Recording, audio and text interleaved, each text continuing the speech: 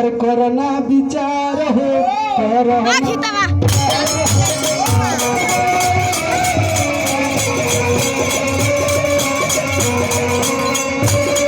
देखियो के जरूरत है पट्टी पर्दार हो लड़का नदान बाटे कोरोना विचार हो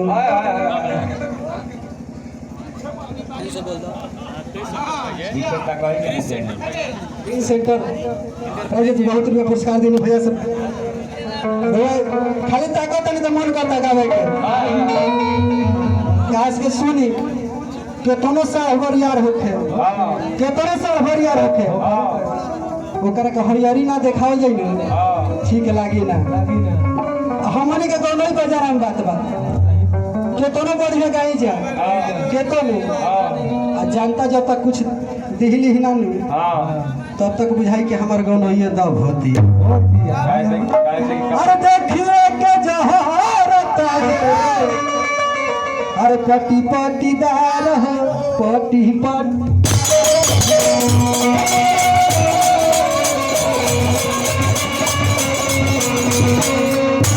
यही काला बहन बाटे कोरोना विचार हो कोरोना विचार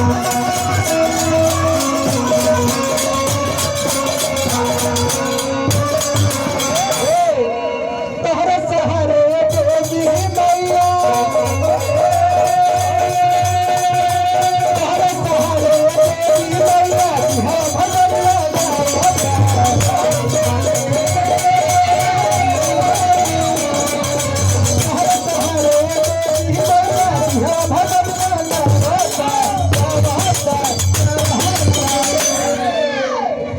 हमें से ही गीत लिखे पर मजबूर भइली कि हमरा का बहुत लोग देख के जरूरत रहला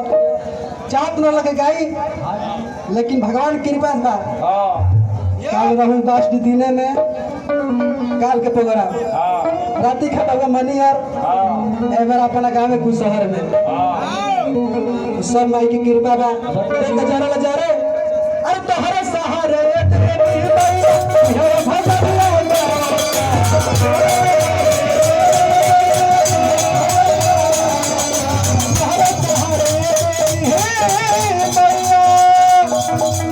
अरे बिहार भजनिया गाया सभा में आओ ये मैया